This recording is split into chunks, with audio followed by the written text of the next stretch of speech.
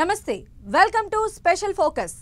గతం ఎప్పుడు భవిష్యత్తుకు దర్పణమవుతుంది. యుద్ధ రీతులకు పర్ఫెక్ట్ గా సరిపోయే మాట ఇది. ఆపరేషన్ సింధూర్ కూడా అలాంటిదే.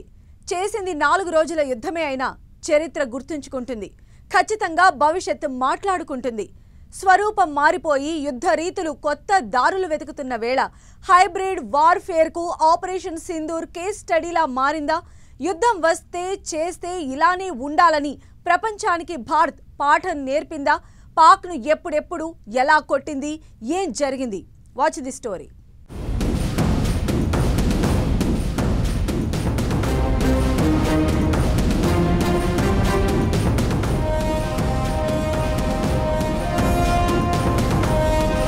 మిజైల్స్ తో వణికించి, డ్రోన్లతో దడ పుట్టించి, సైబర్ దాడులను సమర్థంగా తిప్పికొట్టి, పాక్తో నరకం స్పెల్లింగ్ రాయించిన భారత్.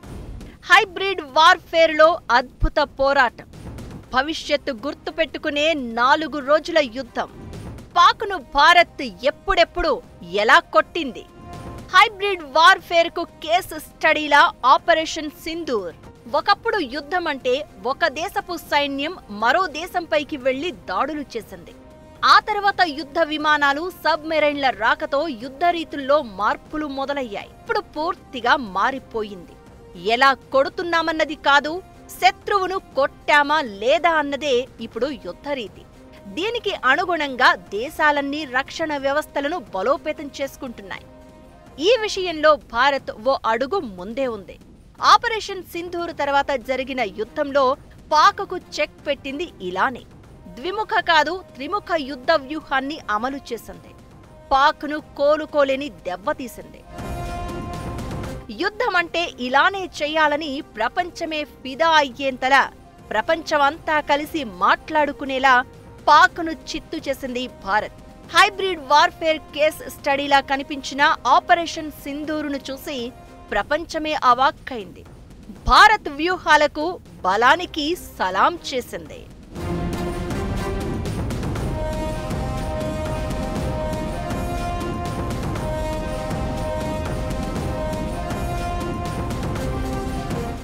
మే 8 భారత్ పాక్ ప్రస్తావన వచ్చిన ప్రతిసారి ఆ రోజు గురించి మాట్లాడుకుంటూనే ఉంటారు. తాము పాలు పోసి పెంచిన ఉగ్రవాదులను భారత్ లేపేసిందని రగిలిపోయి ప్రతీకారం పేరుతో దాడులకు ప్రయత్నించి బొక్కబోర్లా పడింది పాకిస్తాన్. సరిహద్దుల్లో తుపాకులతో, ఆకాశంలో డ్రోన్లతో, డిజిటల్ ఇన్ఫ్రాలో సైబర్ దాడులతో వచ్చింది. అన్నింటికీ ఒకేసారి ఆన్సర్ ఇచ్చింది భారత్. హైబ్రిడ్ వార్ఫేర్ను ఎదుర్కోవడం ఎలా అనేది ప్రపంచానికి చూపించింది. 4 రోజుల యుద్ధంలో భారత్ ఎదుర్కొంది పాక్ డ్రోన్లు, మిజైల్స్, తీవ్రవాదులను మాత్రమే కాదు, పాక్ చేసిన ప్రతి కుట్రను తిప్పికొట్టింది. ఇండియన్ ఎయిర్ బేస్లే టార్గెట్గా మే 8న 400 డ్రోన్లను పంపించిన పాకిస్తాన్ జమ్మూ, ఉదంపూర్, పఠాన్కోట్, అమృత్సర్, బఠిండా, నల్, థోయిస్, జైసల్మేర్, పలోడి, నలియా మీద ఒకే సమయంలో అటాక్కు ప్లాన్ చేసింది. మన S-400 సుదర్శన చక్ర, బరాక్ 8 డిఫెన్స్ సిస్టంతో పాటు ఆకాశ్ మిజైల్స్, స్వదేశీ యాంటీ డ్రోన్ టెక్నాలజీ ఆ డ్రోన్ల గుంపును అడ్డుకుంది. అదే సమయంలో డిజిటల్ యుద్ధం చేసింది పాక్. దాన్ని కూడా భారత్ తిప్పికొట్టింది. మన డిఫెన్స్ సిస్టం పాక్ డ్రోన్లను పేల్చేస్తున్న వేళ ఆ మంటలతో ఆకాశం వెలుగులతో నిండిపోయింది. అదే సమయంలో భారత్ టార్గెట్ గా సైలెంట్ గా డిజిటల్ వార్ స్టార్ట్ చేసింది Pak. Indian military, civilian, infrastructure వెబ్సైట్లపై పాకిస్తాన్ సైబర్ యుద్ధానికి దిగింది. ఆ దేశానికి చెందిన APT-36, టీమ్ ఇన్సెస్, పీకే లాంటి హ్యాకర్ గ్రూపులు మన దేశ ఆర్మీ స్కూల్స్ నుంచి ఫిన్టెక్ నెట్వర్క్ల వరకు వివిధ ప్లాట్ఫారంలను టార్గెట్ చేసుకుని, లక్ష్యంగా చేసుకుని సైబర్ దాడులు చేశాయి. జలంధర్లోని ఆర్మీ నర్సింగ్ కాలేజ్ వెబ్సైట్ను హ్యాక్ చేసి అందులో రెచ్చగొట్టే సందేశాలు నింపారు. ఆ తర్వాత నగ్రోటా, సంజువాన్లోని 4 ఆర్మీ పబ్లిక్ స్కూల్స్ ఇలాంటి దాడులకు గురయ్యాయి.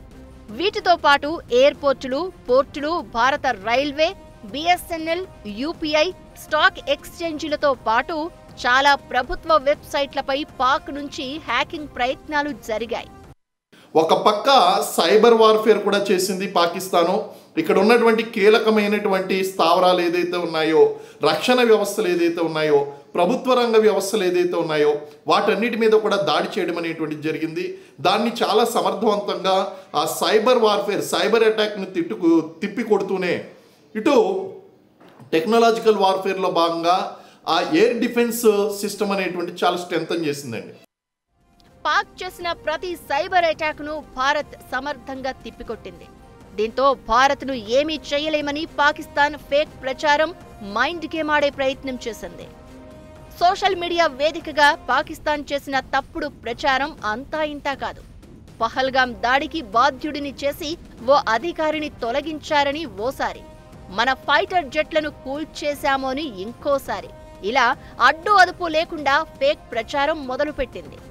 భారత్ తన సొంత నగరాలపై డ్రోన్ దాడులు చేసిందంటూ దగుల్బాజీ ప్రచారం చేసిందంటే పాక్ ఎంత దరిద్రపు దేశం అని చెప్పడానికి ఎగ్జాంపుల్ అవసరం లేదు. అటు సరిహద్దుల్లో తోక ముడిచింది, డ్రోన్లు ఎగిరేసి బొక్కబోర్ల పడింది, సైబర్ యుద్ధం స్టార్ట్ చేసి తల బొప్పి కట్టించుకుంది. మోడ్రన్ హైబ్రిడ్ వార్ఫేర్ కు ఆపరేషన్ సింధూర్ కేస్ స్టడీ అనేది అందుకే. అయితే పాక్ పై అన్ని రకాలుగా భారత్దే పై చేయింది. యుద్ధం ఎలా వచ్చినా ఎదుర్కొనేందుకు సిద్ధంగా ఉన్నామంటూ ప్రపంచానికి సంకేతాలు పంపింది.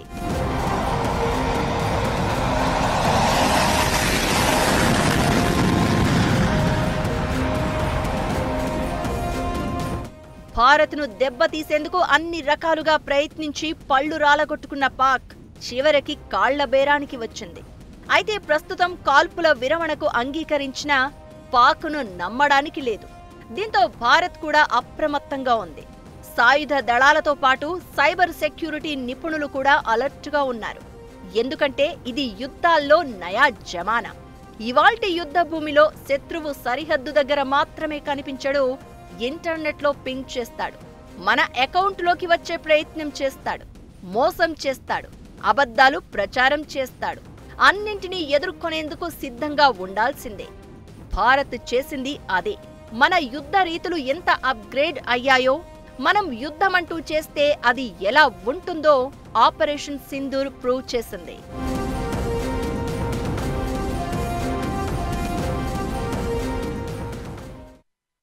నాలుగు రోజులు, 3 వ్యూహాలు, 2 దేశాలు, ఒక్క యుద్ధం. ఆపరేషన్ సింధూర్లో కనిపించింది ఇదే. అన్నింట్లోనూ పైచేయి భారత్దే. ప్రపంచాన్ని ఫిదా చేసింది. కంటికి కనిపించని, బుల్లెట్ శబ్దం వినిపించని యుద్ధాలను భవిష్యత్తులో చూడటం ఖాయం. యుద్ధ రీతులు అలానే మారుతున్నాయి. ఇలాంటి టైంలో భారత రక్షణ రంగంలో రావాల్సిన మార్పులేంటి, తీసుకోవాల్సిన నిర్ణయం ఏంటి? 4 రోజుల యుద్ధం అనేది ఇప్పుడు గతం. మరి ఇప్పుడు ఆ గతం భవిష్యత్తుకు చెప్తున్న మాటలేంటి? కనిపించని, వినిపించని యుద్ధాలే. భవిష్యత్తు యుద్ధ రీతులు ఇలానే ఉంటాయా? ఎలాంటి వార్ఫేర్ కైనా భారత్ రెడీనా? ఆపరేషన్ సింధూర్తో భారత్ సందేశమేంటి? యుద్ధంలో గెలవడం అంటే శత్రువును చంపడం కాదు, ఓడించడం. చంపేస్తే ఒక్కసారే ఓడిపోతాడు. రోజు ఓడించాలంటే ఓటమిని గుర్తు చేస్తూ ఉంచాలి, నిరంతరం శిక్ష అనుభవించాలి. పాకిస్తాన్పై భారత్ చేసింది అదే. 4 రోజులకే ఇలా ఉంది. పూర్తి స్థాయి యుద్ధం చేస్తే ఎలా ఉంటుందో మీ ఊహకే వదిలేస్తున్నాం అన్నట్లుగా పాక్కు స్ట్రాంగ్ వార్నింగ్ ఇచ్చింది. పాక్ కాళ్ల బేరానికి వచ్చి మరీ యుద్ధం ఆపేద్దామని బతిమిలాడుకుందంటే ఇంతకు మించిన విజయం ఉంటుందా ఎక్కడైనా? ఆపరేషన్ సింధూర్తో భారత్ సాధించింది అదే. ఓటమితో పాటు పాక్కు భయాన్ని పరిచయం చేసింది. హైబ్రిడ్ వార్ఫేర్ ఏంటో ఈ యుద్ధంతో ప్రపంచం తెలుసుకుంది. శత్రువును అన్ని రకాలుగా ఎలా అడ్డుకోవచ్చు, శత్రువుకు ఎలా బుద్ధి చెప్పొచ్చో భారత్ చేసి చూపించింది. మిసైల్స్తో వణికించింది, డ్రోన్లతో దడ పుట్టించింది, సైబర్ అటాక్లను తిప్పికొట్టి పాక్ పళ్ళు రాలగొట్టింది.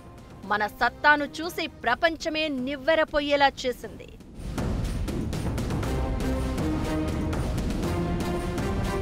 ఈ 4 రోజుల యుద్ధం ఎన్నో పాఠాలు నేర్పించింది.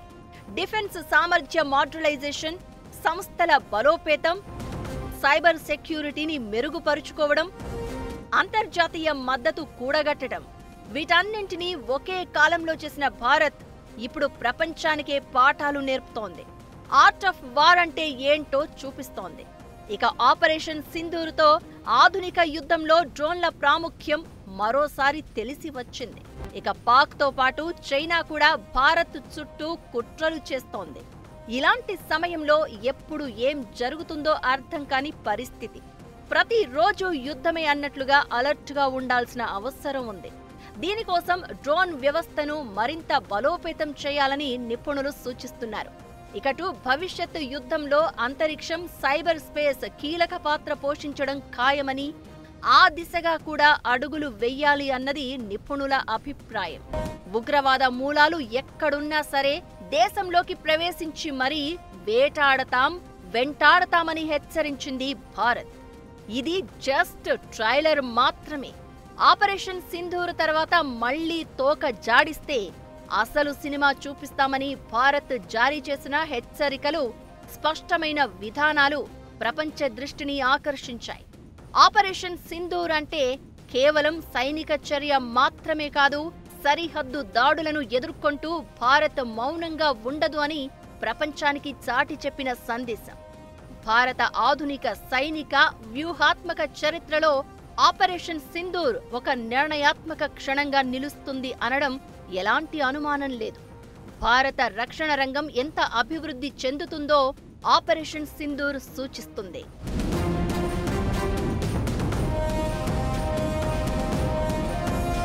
ఆపరేషన్ సింధూర్ ద్వారా భారతదేశం యొక్క సత్తా కేవలం పాకిస్తాన్కి మాత్రమే కాకుండా ప్రపంచ దేశాలకు చాలా చక్కగా అర్థమైంది. కారణం ఏంటి అంటే, గతంలో ఉన్నటువంటి యుద్ధ తంత్రం కన్నా భిన్నంగా టెక్నాలజికల్ వార్ఫేర్ అనేటువంటిది ముందుకు తీసుకొచ్చింది భారతదేశం. గతంలో ఎక్కువగా ఈ వార్ఫేర్లో కన్వెన్షనల్ వార్ఫేర్ అనేటువంటిది, లేదా ఫిజికల్గా గ్రౌండ్కు వెళ్ళి అటాక్ చేయడం అనేటువంటిది ఎక్కువగా ఉండేది. ఆపరేషన్ సింధూర్తో కేవలం సైనిక పరంగా గెలవడమే కాదు, నియమాలను భారత్ తిరగ రాసింది అనడంలో ఎలాంటి అనుమానం లేదు. మంచితనాన్ని చేతగానితనం అనుకుంటే, మౌనాన్ని అసమర్థత అనుకుంటే ఏం జరుగుతుందో, ఎలాంటి విధ్వంసం చూడాల్సి వస్తుందో ఆపరేషన్ సింధూర్తో ప్రపంచానికి చాటి చెప్పింది భారత్. అదే సమయంలో హైబ్రిడ్ వార్ఫేర్ను సమర్థంగా నిర్వహించి భవిష్యత్తులో మనతో తోక జాడించాలనుకునే ప్రతి దేశానికి వార్నింగ్ ఇచ్చింది. యుద్ధమంటూ మొదలు పెడితే ఇది మొదటి అడుగే. లక్ష్యాన్ని చేరుకునే చివరి అడుగు ఎంత భయంకరంగా ఉంటుందో అని శత్రుదేశాల ఊహకే వదిలివేసింది. భారత్ ఈ వ్యూహాలు, ఈ తెగింపు చూసే ఇప్పుడు ప్రపంచం ఫిదా అవుతోంది. భారత్ యుద్ధ వ్యూహాల నుంచి, ఆపరేషన్ సింధూర్ నుంచి పాఠాలు నేర్చుకుంటోంది.